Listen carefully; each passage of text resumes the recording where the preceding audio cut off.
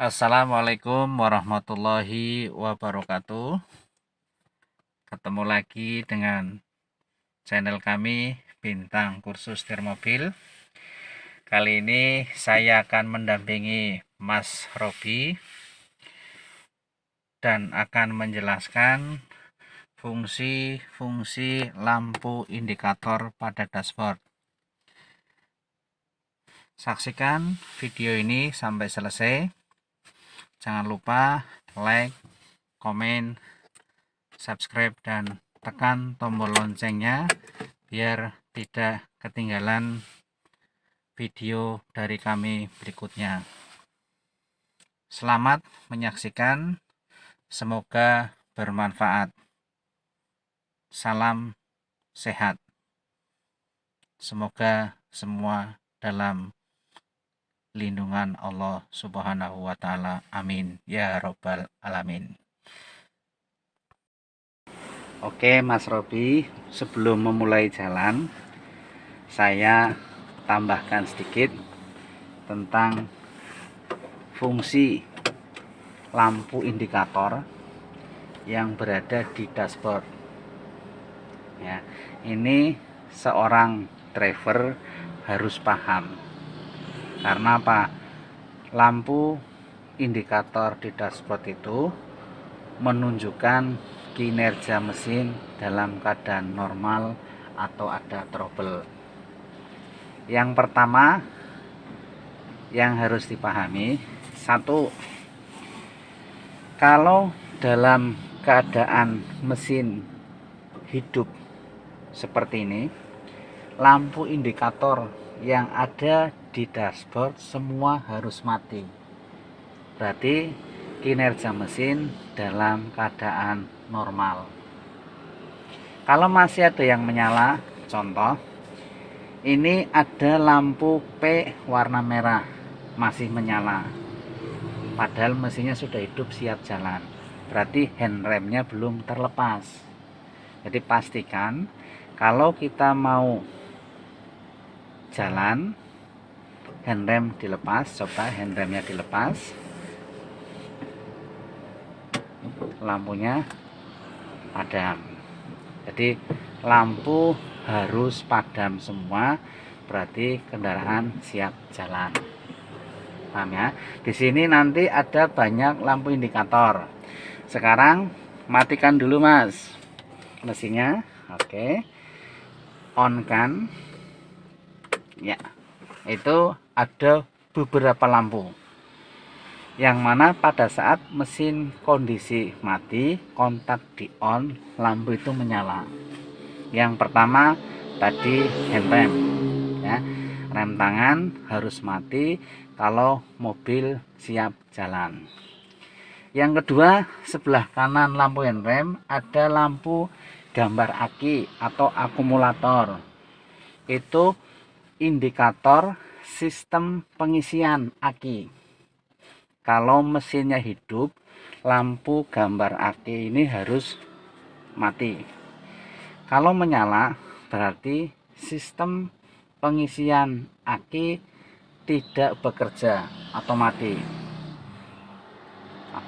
Bisa dikarenakan satu, dinamo ampernya rusak. Dua, hubungan kabelnya ada yang putus atau konsleting, atau ada beberapa komponen pada sistem jaringan pengisian ada yang trouble.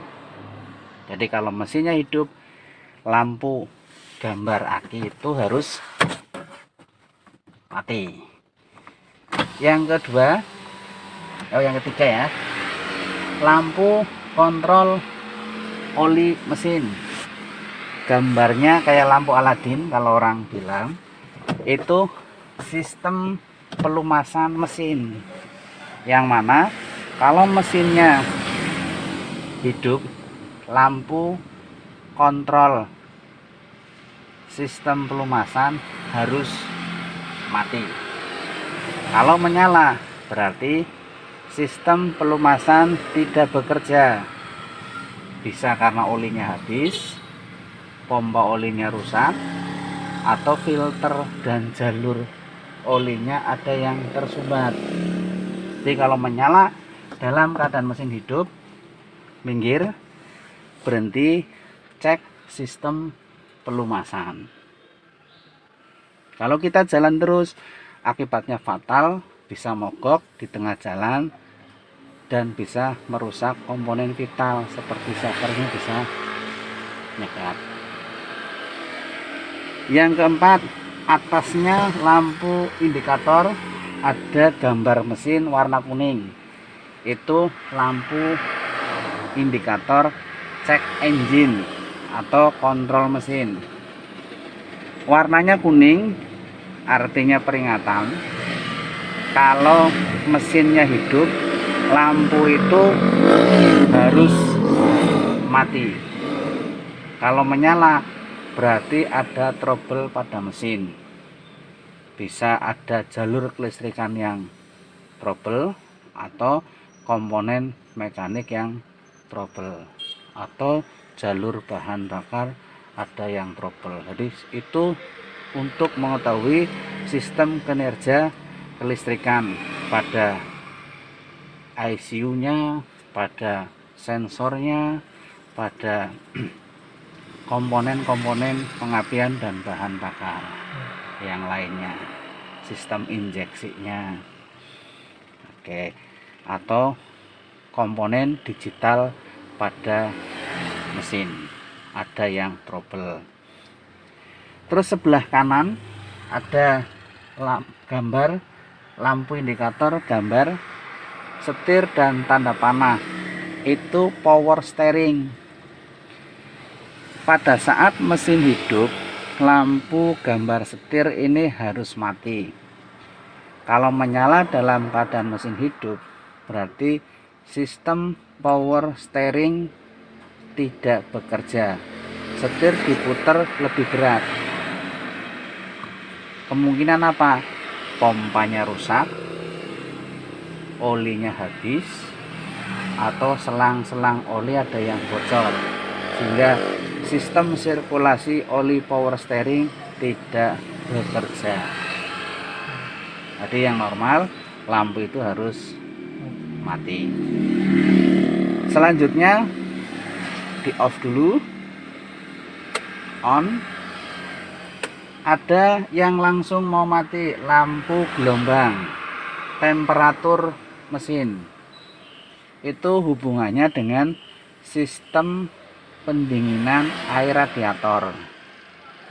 Kalau di on, lampu harus mati. Karena apa? Lampu itu menyala dalam keadaan mesin overheating, suhu di atas 80 derajat, lampu itu menyala, berarti mesin terlalu panas. Kalau mesinnya dingin, yang baik lampu itu harus mati. Kalau menyala, berarti sistem pendinginan tidak bekerja. Bisa karena air radiatornya habis, kipas pendingin air mati, atau radiatornya bocor, atau mungkin juga pompanya yang rusak. Jadi setiap kali kita mau melakukan perjalanan, apalagi jarak jauh, kita cek air radiator. Ada batas pengisian di tabung, kamu cek. Kalau berkurang, kamu jok. Ngejoknya jangan menggunakan air mineral, tapi gunakanlah air khusus radiator yang disebut dengan water coolant. Ada yang airnya warnanya merah, ada yang airnya warnanya hijau. Air ini satu, tidak gampang menguap sehingga tidak cepat berkurang, tidak cepat panas sehingga mesin tetap dingin, mempunyai zat pembersih sehingga bagian dalam mesin yang dilewati air radiator tetap terjaga kebersihannya. Kalau kita jok pakai air mineral, boleh dalam keadaan darurat, misal kehabisan atau kekurangan pas di tengah jalan. Tapi kalau sudah servis, ganti lagi dengan menggunakan water coolant. Air mineral sistem perlindungannya kurang maksimal karena air mineral juga gampang menguap. Air mineral bagusnya dikonsumsi supirnya. Oke, paham ya? Off kan lagi, on. Ada yang mau mati lagi, tanda panah dengan ABS, anti lock brake system, sistem pengereman mobil. Ada beberapa kendaraan yang sudah dilengkapi dengan ABS, ada juga yang belum dilengkapi dengan ABS. Indikator itu menyala dalam keadaan mesin hidup, berarti sistem pengereman ada trouble. Bisa kanvas remnya sudah waktunya ganti, sudah terlalu tipis.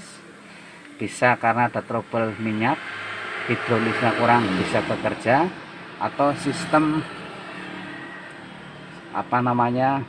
silindernya ada kebocoran.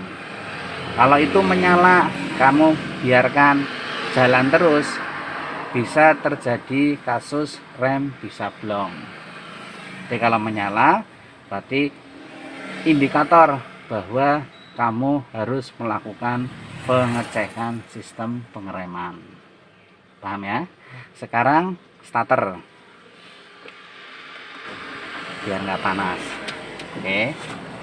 Selanjutnya ada indikator full meter. Nah, ini yang kadang orang sepelekan, padahal itu juga vital untuk mesin ya. Perawatan yang harus diperhatikan pada sistem bahan bakar. Satu, jangan membiasakan tangki bensin kosong, baik kendaraan roda 4 atau roda 2 atau mesin dengan bahan bakar minyak. Karena apa? Kalau kosong, satu, gampang masuk angin, aliran bahan bakar kemasukan udara palsu, sehingga aliran bensin tidak bisa lancar.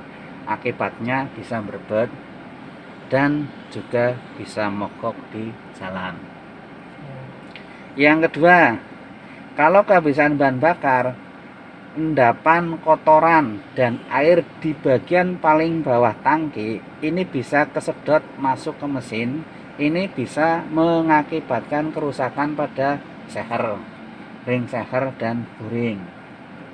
Karena air ini tidak bisa dibakar dan bisa memukul balik, atau istilahnya snoking, istilah mekaniknya, memukul balik. Terus kotoran yang kehisap bisa menyumbat sistem injektor, akibatnya semprotan bahan bakar tidak lancar, sehingga mesin tidak bisa stasioner, digas bisa merebet. Itu yang kedua.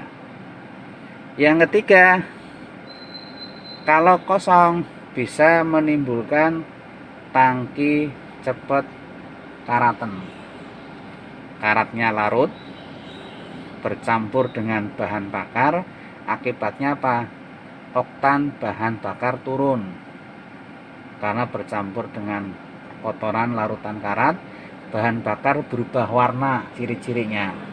Kalau yang premium warnanya kuning bisa kecoklatan ya. Atau Pertamax yang warnanya agak kebiru-biruan bisa keruh. Itu karena bercampur dengan larutan atau rontokan karat. Yang keempat, kalau sudah karatan akan menimbulkan korosi, terus bisa terjadi kebocoran. Nah, ini yang harus diperhatikan. Kalau tangki ada kebocoran, ciri-cirinya apa? Satu, mobil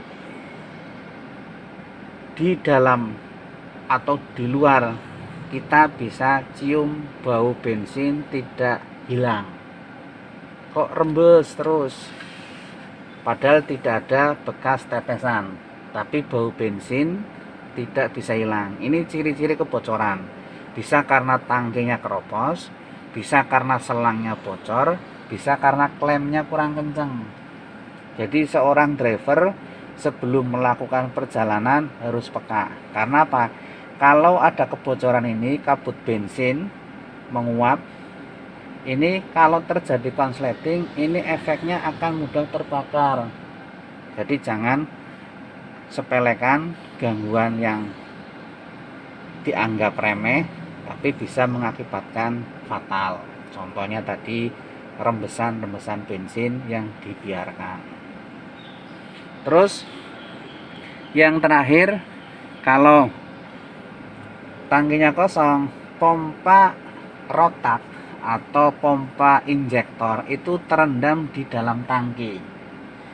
Kalau bahan bakarnya sampai habis, putaran pompa tidak kerendam cairan bahan bakar, pompanya cepat panas, suaranya kasar, ngorok. Kayak kamu punya pompa aeratornya akuarium, kalau diangkat dari air suaranya kan terasa ngorok. Begitu dicelupkan suaranya lebih halus. Itulah sistem kerja pompa injektor, dia terendam. Jadi perawatan yang mudah dan disepelekan kebanyakan apa? Membiarkan tangki bensin kosong, padahal ini akan merusak. Paham ya? Nah, ini kamu sebagai driver pemula harus paham fungsi lampu indikator yang berada di dashboard. Itu bukan hanya variasi tapi mempunyai arti. Paham Mas Robi ya? Oke, itu sebagai pedoman nanti kalau kamu bawa kendaraan sendiri. Cukup paham? Ya, ini semua mobil ada. Kalau solar ada tambahan yang namanya lampu sedimenter. Gambar mangkok ada tetesan air. Itu lampu indikator kadar air pada solar. Air dari mana? Dari pengembunan di tangki. Kalau kosong kan isinya udara. Udara yang terperangkap di ruangan yang tertutup rapat ini akan menimbulkan proses alami yang disebut dengan kondensasi atau pengembunan, sehingga air bisa muncul di dalam tangki bensin atau di dalam tangki solar, atau di rumah pun kalau tertutup rapat pasti lembab. Nah, itu secara kimianya seperti itu. Jadi harus kamu perhatikan cara perawatan yang kelihatannya sepele, tapi jangan kamu sepelekan. Biasakan tangki bensin dalam keadaan full. Fullnya bagaimana? Ngisi bensin full sampai jarum bergerak di posisi F atau balok digital penuh, tapi jangan sampai tumpah. Sampai tumpah juga bahayanya. Sisa tumpahan kan di dalam selang itu ada saluran befas. Itu bisa tumpah keluar. Kalau ada kabut bensin, ada konsleting listrik, ini bahaya. Makanya kalau mutus dan nyambung kabel, kita harus pakai isolator yang kuat sehingga apa? Tidak gampang konsleting. Cukup? Lanjutkan jalan.